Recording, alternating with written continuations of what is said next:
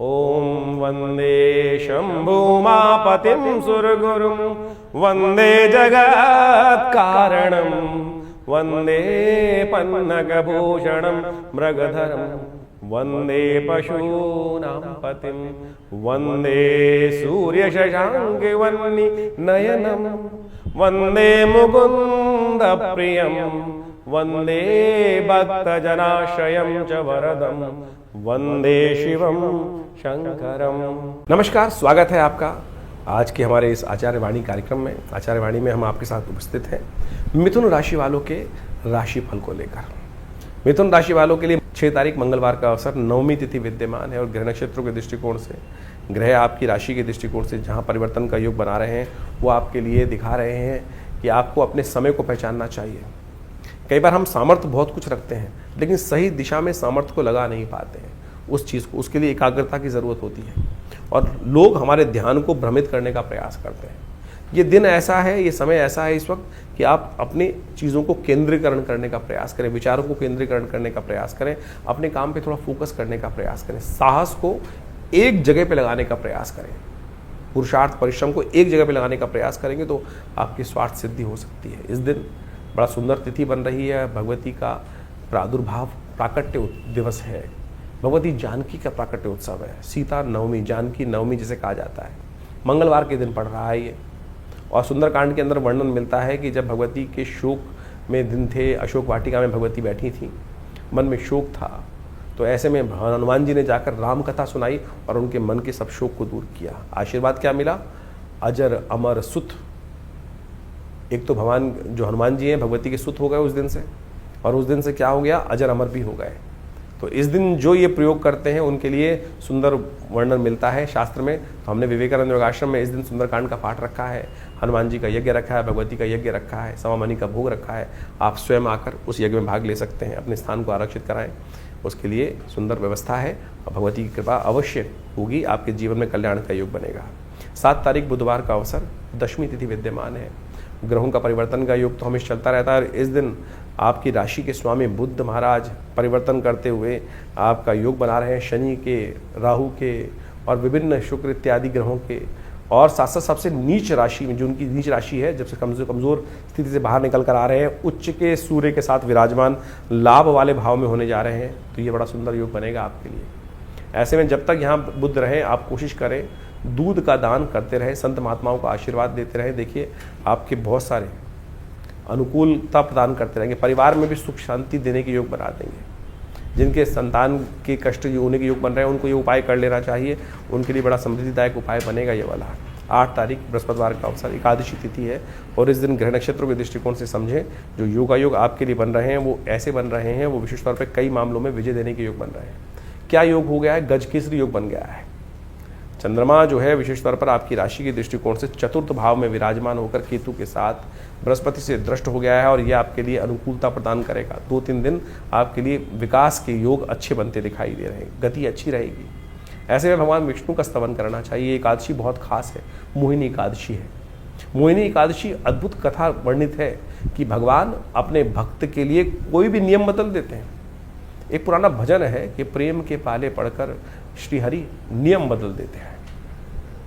जो वैसे तो भगवान बड़े कठोर हृदय हैं, कभी कोई नियम नहीं बदलते, मर्यादा के अनुसार चलते हैं, लेकिन प्रेम के पाले जब पड़ जाएं, प्रेम के भक्ति के वश में जब आ जाते हैं तो भगवान मोहिनी रूप तक धारण कर लेते हैं। तो ये मोहिनी की कथा बड़ी सार गर्भित है। इस दिन मोहिनी एकादशी है। भगवान विष्णु पालक माने जाते हैं और वो सबका पालन करते हैं। जो भी भक्त हैं भगवान की कृपा से ही उनके अनिष्ट दूर हो जाते हैं। एक बार शंभु भगवान, जो ऐसे कहे जाते हैं भगवान शिव, जिस पर को भी आशीर्वाद देते हैं उसका कल्याणकारी योग बना देते हैं। जो भी जाता है उसको तथास्तु भगवान भक्त, वो ये नहीं देखते कौन भक्त किस प्रकार से, जो उनकी श्रद्धा करता है उन सबको आशीर्वाद मिलता है। कहा जाता है एक दिन भस्मासुर उनके समक्ष गया, बड़ी साधना करी, बड़े अद्भुत रूप से वर्षों तक, सालों तक, सदियों तक उनकी साधना करता रहा। भगवान प्रसन्न हुए और कहा तथास्तु, मांगो वरदान। वो भी बड़ा विचित्र था, उसने कहा कि मैं जिसके सिर पे हाथ रखूं वो भस्म हो जाए। ये आशीर्वाद मांग लिया। कहा जाता है कि ये आशीर्वाद मांगने से क्या हुआ, क्या वो ये आशीर्वाद जो लिया उसने, कहा भगवान ऐसे कैसे मान लो, ये जो आशीर्वाद आपने दिया है वो अजर अमर है, बिल्कुल बिल्कुल सही सटीक रहेगा। तो कहा जाता है कि बोले मैं अपना हाथ आपके सिर पे रखूंगा। अब भगवान का आशीर्वाद गलत तो हो ही नहीं सकता, मिथ्या हो ही नहीं सकता। भगवान के ऊपर वो हाथ रखने का प्रयास किया, कहा जाता है भगवान आगे आगे और भस्मासुर उनके पीछे पीछे। और ऐसे में भगवान ने मोहिनी अवतार धारण किया, भगवान विष्णु ने मोहिनी अवतार धारण किया। और ये मोहिनी अवतार धारण करने के बाद जब वो उस भस्मासुर के समक्ष भगवान शिव, कहा जाता है उसमें कपूर आग के फूल के अंदर में जाकर जो स्थान ग्रहण किया था, उन्होंने वहां जाकर विभिन्न बहुत कथाएं बहुत विचित्र हैं, लेकिन मोहिनी अवतार में भगवान ने स्वयं रूप में उपस्थित होकर प्रेम के वश में, भगवान प्रेम के वश में जब आते हैं ना तो नियम बदल देते हैं सब कुछ। तो भगवान ने भगवान शंभु के प्रेम में उस मोहिनी अवतार को धारण किया, क्योंकि भक्त है शिव जो है वो भगवान हरि के भक्त हैं और हरि जो है वो शिव के भक्त हैं। तो इसी प्रेम के वश में आकर भगवान ने मोहिनी धारण करते हैं और भस्मासुर को नृत्य करके मोहित कर लेते हैं अपने स्वरूप से। और कहा जाता है कि जैसे भगवान नृत्य करते हैं और भस्मासुर भी नृत्य करता है, भगवान अपना सिर अपने हाथ पे ले जाते हैं और भस्मासुर भी उस सिर को, अपने आशीर्वाद जो भगवान शिव से प्राप्त था उसी हाथ को अपने सिर पे ले जाता है और भस्म स्वयं हो जाता है। तो ये बहुत सुंदर तिथि है, भगवान के उस स्वरूप का वर्णन मिलता है। तो इस दिन सुंदर रूप से भगवान को प्रेम के वश में मोहने का हमको भी प्रयास करना चाहिए। उनका स्नान कराएं, उन पर तुलसी दल डालें, उनको सुंदर रूप से सहस्रसी ये जो पुरुष सूक्त है उसके द्वारा उनका पूजन करें, पुरुष सूक्त के द्वारा पूजन करें, ओम नमो भगवते वासुदेवाय मंत्र जप करें, उससे बड़ा कल्याणकारी योग बनेगा और भगवान का पंचामृत ग्रहण करें, आपके मनोरथ सिद्ध होने के योग बनेंगे। तो मिथुन राशि वालों, आपने सुंदर रूप से मोहिनी अवतार की कथा सुनी समझी, और ऐसे में कोशिश करें भगवान का सुंदर पूजन करें, भगवान का चरणामृत ग्रहण करें। अकाल मृत्यु हरणम सर्वव्याधि विनाशनम, कहा जाता है विष्णु पादोत्कम पित्वा पुनर्जन्म विद्यते। तो 9 ग्रह शास्त्र बताए गए हैं, और वो जब अनुकूल ना चल रहे हो, आपने लाख प्रयास कर लिया हो, तब 10वें ग्रह का अनुसरण करना चाहिए। 10वां ग्रह क्या है? भगवान का अनुग्रह। और जो 10वां ग्रह का पालन कर लेते हैं, 9 ग्रह उनका कुछ नहीं करते हैं। तो भगवान का अनुग्रह प्राप्त करें, भगवान आपके आगे आगे चलेंगे, और जहां आपके कष्ट करने के लिए कुछ देने के लिए कोई रूप बनाएगा, तो उनके समस्त कष्ट निवारण करने के लिए भगवान स्वयं मोहिनी रूप धारण कर कैसे ही रास्ता बनाएंगे। आप इस सिद्धांत को समझ लें तो अच्छा रहेगा। 9 तारीख बात कर लेते हैं विशेष तौर पर मिथुन राशि वालों के लिए कैसा रहेगा। शुक्रवार का दिन, द्वादशी तिथि है, जैसा हमने कहा गज के स्त्री योग तो आपके लिए 2-3 दिन बना ही हुआ है।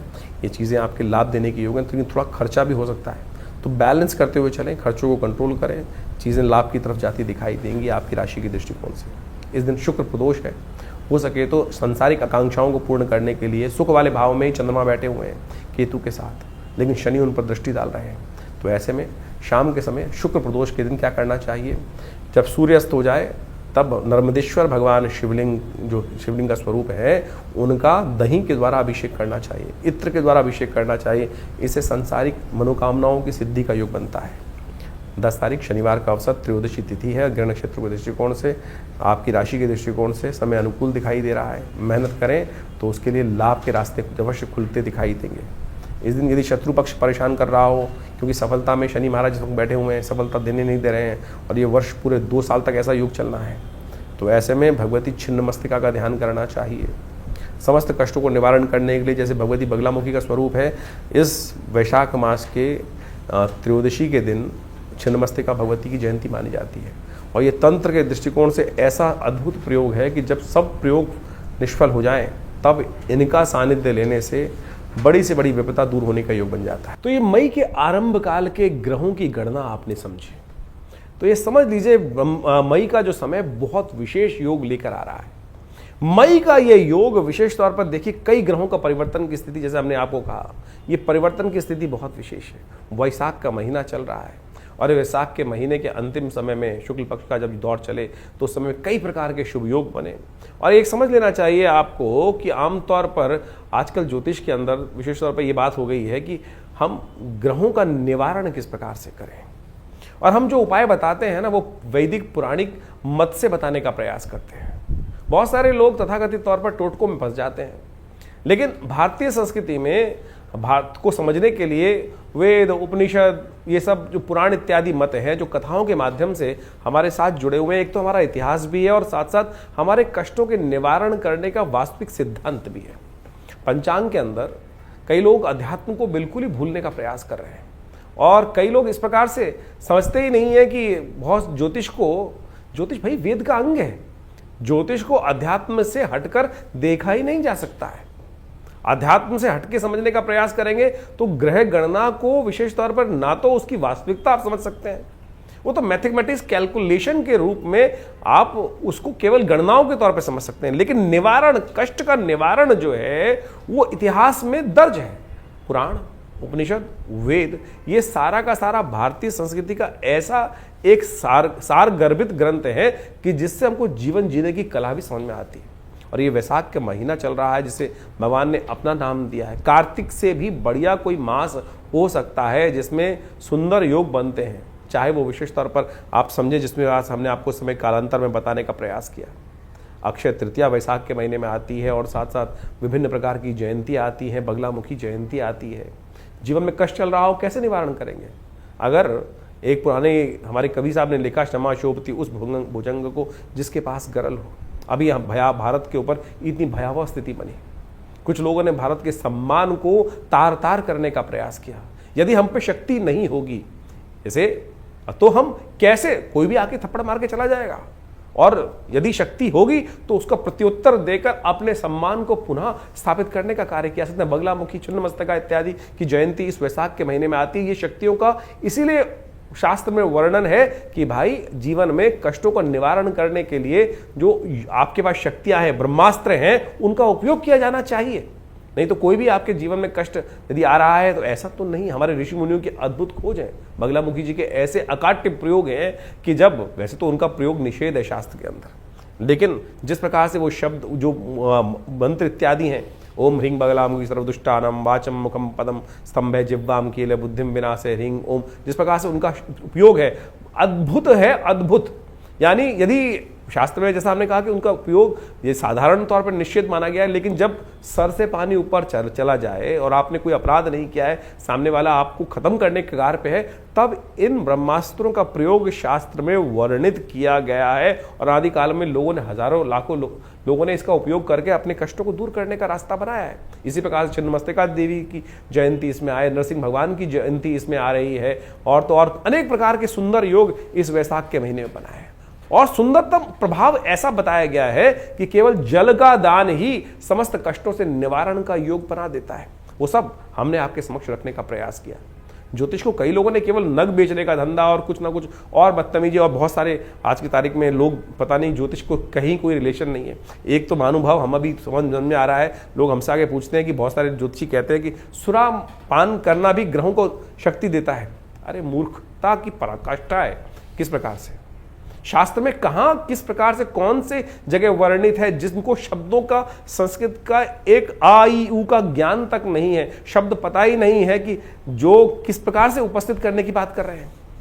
कुछ लोग तो आज भारतीय संस्कृति को इस प्रकार से कहते हैं कि देवता जो सोमरस का पान करते हैं उसको हम मदिरा के साथ जोड़ देते हैं। अरे मदिरा और सुरापान में बहुत फर्क है। सुरा का मतलब होता है चंद्र से निकला हुआ अमृत के समान शीतल पेय जो अमृतत्व का वर्णन करता है। क्या वो सुरा के, मदिरा के साथ उसको जोड़ सकते हैं आप? और अभी ज्योतिष में ऐसी वर्णन कर रही है कि किसी को मदिरा पिलाना भी उपाय होता है, ग्रहों को शक्ति दे देता है, सत्यानाश कर देगा। किसी भी ज्योतिष के वास्तविक तौर पे अनुभव के ग्रंथ की बात करें तो वहां ये लिखता है शराब और कबाब, चाहे लाल किताब, चलिए आज की तारीख में प्रचलित लाल किताब है, वहीं जाके पढ़ लीजिए कहाँ किस ग्रह के उपचार के लिखा है। वहां तो ये बात लिखी है कि शराब और कबाब जिसकी जिंदगी में आ जाएगा वो बर्बाद हो जाएगा व्यक्ति। तो आप समझें ज्योतिष को जिस प्रकार से आज तथाकथित लोगों ने जिस प्रकार से पहुंचाया है, कहां कहां पहुंचा दिया है, उन सबको आज हटाने का हम प्रयास करें सही रूप से। हमने ज्योतिष को वैदिक ज्योतिष के साथ जोड़कर आपके समक्ष उपाय रखें। और इस वैशाख महीने में आप समझें, हमारे यहाँ व्यवस्थाएं बताई गई है, माधव मास इसका नाम रखा गया। केवल जल का दान, कलश भरकर जल का दान करने से ही आपके जीवन के, इस मास में कहा जाता है कि एक बार हरिनाम का स्मरण कर लें तो आपके समस्त कष्ट निवारण करने के योग बन जाते हैं। तो आप इन सब सिद्धांतों को सही रूप से समझने का प्रयास करें। और जैसा ज्योतिष की गणनाओं पे इस महीने में, मई के महीने में बहुत ग्रहों का परिवर्तन है, जीवन परिवर्तन की तरफ जा रहा है। गुरु अतिचारी स्थिति में आ चुके हैं और वो ग्रह परिवर्तन, राशि परिवर्तन का एक महत्वपूर्ण योग बना रहे हैं इस मई के मध्यकाल में। इसके साथ साथ राहु का परिवर्तन का योग बन रहा है।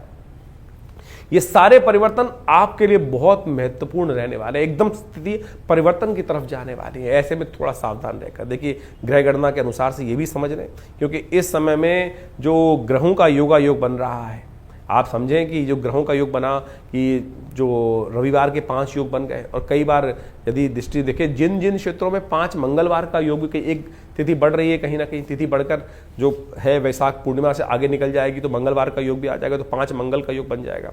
उन क्षेत्रों में भयावह स्थिति, युद्ध की स्थिति भी बन सकती है, और ये कहीं ना कहीं रक्त रंजित स्थिति को ग्रहों का योगायोग बनाती दिखाई देगी। ग्रह परिवर्तन की तरफ जा रहे हैं, बुध स्वयं बहुत सुंदर परिवर्तन की तरफ जा रहे हैं।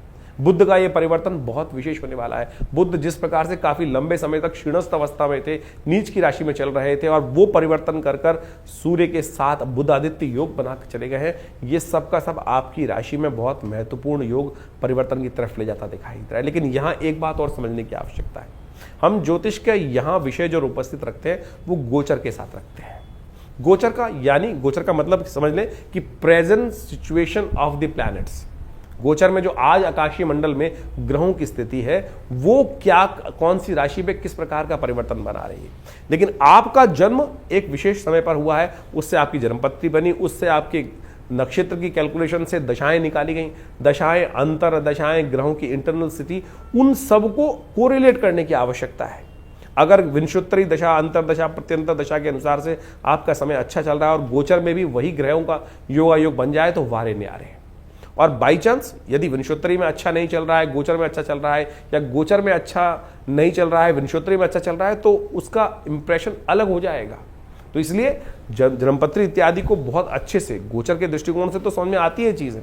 कई बार बहुत सारे लोगों के प्रश्न आते हैं, बोलते हैं कि आपकी राशि के दृष्टिकोण से हमने जो योग बन रहा है वो बहुत अच्छा बता रहे हैं, लेकिन हमारे जीवन में घटित नहीं हो रहा है। कारण क्या है? कारण होगा आप हमारे अपने इंडिविजुअल चार्ट के अंदर कोई ना कोई ऐसी ग्रह स्थिति बैठी हुई है कि जिसका हमको ज्ञान नहीं हो पा रहा है। और जो वहां अगर किसी व्यक्ति की कुंडली में दरिद्र योग बना हुआ है, केमुद्रम योग बना हुआ है, आपकी कुंडली में 100 राजयोग है और एक के मुद्रम योग, चंद्रमा बिल्कुल अकेला है, कोई शुभ ग्रह से दृष्ट नहीं है और आसपास उसके 2-2 भाव तक कोई ग्रह नहीं बैठा है, तो फिर दरिद्र योग हो गया है। और 100 राजयोगों को अकेला वो केमुद्रम योग खत्म कर सकता है।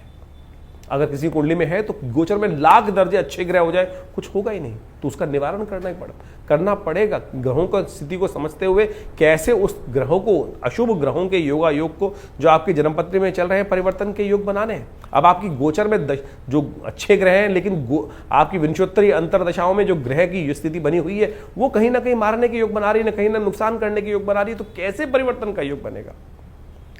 तो गोचर के दृष्टिकोण से और इन सब चीजों को समझने की आवश्यकता है। ज्योतिष बिल्कुल सत्य है, प्रमाणित है, इसमें एक भी बात कपोल कल्पित नहीं हो सकती। यहां तक कि आपके जीवन में जो स्वप्न भी आ रहा है ना, वो भी ग्रहों के अनुसार से जाना जा सकता है, उसका भी प्रभाव है। और ये बहुत विवेचना के द्वारा उपस्थित किया जाता है। बहुत सारे जीवन में आपकी कुंडली में सपोज एक व्यक्ति आए हमारे पास और उनकी कुंडली में बहुत वर्ष पूर्ण के आते, पिताजी के साथ जन्मपत्री देखने का अवसर मिला उनका, और वो बड़े परेशान थे और हिंदुस्तान के एक बहुत बड़े ब्यूरोक्रेट थे, एक उपराष्ट्रपति थे, उनके बहुत अच्छे निजी सचिव थे शायद, बहुत पुरानी बात है। और वो जन्मपत्री दिखाने आए हमारे पास पिताजी के समय पर, और आप समझे उनकी जन्मपत्री के अंदर वो बात देखने आए थे, महाराज जरा देखें जन्मपत्री हमारी क्या है। हम लोगों ने जब जन्मपत्री देखी तो बड़ा अच्छा ग्रह दिखाई दिया, महाराज पुनः देखें। तो उन्होंने कहा जी मेरे को किसी ज्योतिषी जी ने बता दिया है कि मेरा मृत्यु योग आ रहा है, मेरी मृत्यु होने वाली, ऐसा योग उन्होंने बताया कि होने वाली है। जब हमने बहुत जन्मपत्री को देखा तो हमने कहा जी आपकी कुंडली में तो पूर्ण आयु है, हाँ, लेकिन जिन ज्योतिषी ने बताया है वो भी चमत्कार किया है, बिल्कुल मृत्यु होने के योग है आपकी कुंडली में, लेकिन उस मृत्यु के बाद भी आप जीवित रहेंगे। वो बड़ा पकाया व्यक्ति, मुझे अभी भी याद है। तो जब ये स्थिति बनी तो कारण क्या था, उसका जो ग्रह था वो स्वप्नादि अवस्था में था, जो मृत्यु कारक योग बना रहा था वो स्वप्न आदि अवस्था में थी, यानी उसकी मृत्यु होने का योग था लेकिन स्वप्न में मृत्यु होने का योग था। ये वो ज्योतिषी देखना भूल गए और व्यक्ति परेशान हो गया। तो आप समझे आपकी जन्मपत्री में कौन सी अवस्था, ग्रहों की अवस्था देखी जाती है। बालादि अवस्था में ग्रह है, वृद्धादि अवस्था में ग्रह है, जागृत अवस्था में है, स्वप्नादि अवस्था में है, या मृत अवस्था में ग्रह है। अब समझे कि आपकी कुंडली के अंदर बहुत सारे, जो आप संपूर्ण कुंडली कैलकुलेट करते हैं तो तो बालादी अवस्था भी ग्रह मानी जाती है, जिसका ग्रह भी जन्म हुआ हो, बालादी अवस्था में हो, युवा में है या प्रौढ़ में है या बहुत बुढ़े में अवस्था में है या मृतावस्था में है। ग्रह भी मृतावस्था में होता है। तो यानी वो कब कौन से अंशों में कहां किस प्रकार से बैठा है, इन सब चीजों की इतना वृहद वर्णन ज्योतिष शास्त्र के अनुसार से किया जाता है और उसके बाद विवेचनाएं की जाती है। ग्रह आप समझे ऐसी अवस्थाएं बनती हैं कि प्रत्यक्ष अवस्था में या हास्यादि अवस्था में। ग्रह की अवस्था हास्यादि अवस्था यानी मजाक वाली स्थिति में भी ग्रह है कि आपका ग्रह बहुत बढ़िया उच्च का होकर बना हुआ है, लेकिन उसकी अवस्था हास्यादि अवस्था में तो मजाक उड़वाएगा आपका। बहुत बार जीवन में होता है कि सब कुछ होते हुए भी कहीं मजाक उड़ रहा है व्यक्ति का, सब कुछ हास्य परिहास हो गया। तो वानी वो ग्रहों की अवस्था भी इतनी ज्यादा ज्योतिष के अंदर बहुत गणनाएं बहुत सुंदर रूप से उपस्थित की गई हैं। इसके लिए अध्ययन की आवश्यकता है। आज की तारीख में तो बहुत सारे लोग सोशल मीडिया पर लोगों को ज्योतिषी बना रहे हैं। 4 दिन के अंदर ग्रहण ज्योतिष पढ़कर आप किसी भी प्रकार से आप बहुत सारे ग्रहों के मूल को समझकर प्रेडिक्शन करना जान जाएंगे। नीम हकीम खतराए जान, एक पुरानी कहावत है, नीम हकीम खतराए जान। आप किसी कुंडली में, जैसे मैंने ये आपको एक कहानी उपस्थित करी, कहानी नहीं है सत्य कथा है, वो व्यक्ति सोची क्या स्थिति रही होगी कि उसके मनोमस्तिष्क पे क्या स्थिति होगी कि वो व्यक्ति सोच रहा है कि मेरी मृत्यु होने वाली है। मेरा एक मित्र था, दिल्ली में बहुत बड़ी दुकान चलाते हैं, बहुत बड़ी एक लौकिक दुकान चलाते हैं। मुझे आज भी याद है कि अब इससे कुछ 10-15 वर्ष पूर्व उसके दिमाग में कोई ऑपरेशन की बात आई, दिमाग में कुछ समस्याएं थी, डायग्नोज हो गया था। और उन दिनों पिताजी हमारे थे, हमारे पास आया जन्मपत्री दिखाने के लिए। तो जन्मपत्री के अनुसार से हमको दिखाई दे रहा था यार इतनी भयावह स्थिति नहीं है जितनी तेरी स्थिति है। उसकी ऐसी स्थिति हो गई थी, घड़ी तू ले जा, ये स्थिति तू ले जा, अब जीना तो है नहीं, ऐसी स्थिति आ गई थी। लेकिन हमने उसको कहा कि भाई जिएगा, चिंता मत कर, तेरा ऐसा कोई भयावह स्थिति नहीं है। उसका एक लेजर ऑपरेशन होना था ब्रेन का और वो कहीं भी जा सकता था, लेकिन प्रार्थना कराई भगवान की और साथ साथ उसकी ज्योतिष के दृष्टिकोण से उसको विश्वास दिलाया। आज 12-15 साल हो गए, उसको देखता हूँ, समझता हूँ, आज भी उसकी नमस्ते आती है, धन्यवाद आता है। तो आप समझे ज्योतिष के विषय बहुत है। ये नीम हकीम खतराए जान वाली बात बोली ना, किसी मन में भय डाल दिया। आज पूरा खेल भय का चल रहा है। चाहे किसी भी फील्ड में चले जाओ, किसी डॉक्टर के पास चले जाओ, वो कह देता है कि भाई ये तो बहुत खतरनाक बीमारी है, इसका तुरंत ऑपरेशन करा लो, कुछ और है नहीं, व्यक्ति बेचारा वैसे ही परेशान हो जाता है। तो ज्योतिष भय दिलाने वाली स्थिति नहीं है, ज्योतिष विश्वास दिलाने वाली स्थिति है। आपके जीवन में परिवर्तन लाने का रास्ता बनाया गया है। आपके जीवन में सिखाया जाता है कि कोई भी कष्ट है उसका सकल पदार्थ है जगमाही, कर्महीन पुरुष पावत नहीं। कर्म सही दिशा में कर्म किया जाए, जो उपाय निवारण कारण जानने के बाद निवारण जो है वो ज्योतिष के उपनिषद इत्यादि यानी पुराण इत्यादि में ही तो वर्णित किया गया है कि किन किन के जीवन में कहां कहां घटना बनी, उन्होंने सत्यनारायण कथा करी और उससे उनके जीवन के कष्ट दूर हो गए। तो यही तो निवारण है। आज की तारीख में लोग बैठे हैं कि भैया वो शराब पिला दो, इस दिन शराब पी लो, इससे ग्रह परिवर्तन हो जाएगा, शुक्र और बलिष्ठ हो जाएगा। बलिष्ठ क्या होगा, आपका जीवन में समस्याएं कुछ और हो जाएंगी। आप सोचें कि आज की तारीख में लोग चुटकी बजाकर स्थितियों को उत्पन्न करने के लिए आज जो भी स्थिति की जा रही है वो ज्योतिष के दृष्टिकोण से कहीं उनका ज्योतिष से कोई मतलब है नहीं। तो हम इन समस्त चीज़ों को आपके समक्ष पूरी तरह से ज्ञान वर्धन करने के साथ साथ चीज़ों को सही रूप से करने का प्रयास करते हैं। तो ज्योतिष को सही रूप से समझें, चीज़ों को अपने जीवन में उतारने का प्रयास करें। जन्मपत्री आप दिखाना चाहते हैं तो उसके लिए अपॉइंटमेंट भी ले सकते हैं और हमारे यहाँ से आपकी अपनी जन्मपत्री प्राप्त करने के लिए, अपने ग्रहों को समझने के लिए, कौन से आपके योग बने हुए हैं, किस प्रकार के योग बने हुए हैं, कौन से ग्रह कब फलीभूत होंगे, आपके लिए कौन सा उपाय श्रेष्ठ रहेगा, जनरल प्रेडिक्शन के तौर पर बहुत सारे लोग हमारे पास आते हैं। हम नक का विरोध नहीं करते भाई, हम कहते हैं सत्य पहने, असली पहने, रुद्राक्ष इत्यादि जो भी चीजें शास्त्र में वर्णित है कहीं गलत नहीं है, कहीं कोई गलत नहीं है, लेकिन शुद्ध तो हो, सही तो हो। यदि आप हमारे यहाँ कौन से नग आपके लिए है वो भी बता दी जाते हैं, हम बताएंगे बिल्कुल, लेकिन हम बेचते नहीं, हम तो कोई बेचते नहीं है, बता जरूर देंगे। आप जानना चाहें तो आपको बता दिया जाएगा। तो वो जन्मपत्री के बहुत सारे मॉडल्स हैं हमारे यहाँ, वो भी आप निकलवा सकते हैं, अपनी जन्मपत्री की विवेचना करा सकते हैं। संबंध किस प्रकार से रहेंगे, कौन सा समय आपके लिए अच्छा है, दिशाओं में कौन सा समय आपके लिए उपयुक्त आ रहा है, कब आपको अपने जीवन में आगे बढ़ने के लिए कार्य करना चाहिए, कब आपके जीवन में कार्य करने से आपको बचना चाहिए। तो आप उन सब संबंधों में जानने के लिए आश्रम के साथ संबंध साध सकते हैं। बहुत सारे विभिन्न प्रकार के उत्सव समय समय पर हमारे आश्रम पर होते रहते हैं, उनके बारे में भी आपको हम समय समय पर अवगत करा सकते हैं। आप अपने नाम से अपने उन यज्ञों में भाग लें, स्वयं आए, यज्ञ में बैठें, भगवान की प्रार्थना करें, देखिए चमत्कार होगा, कष्ट निवारण करने का योग बनेगा।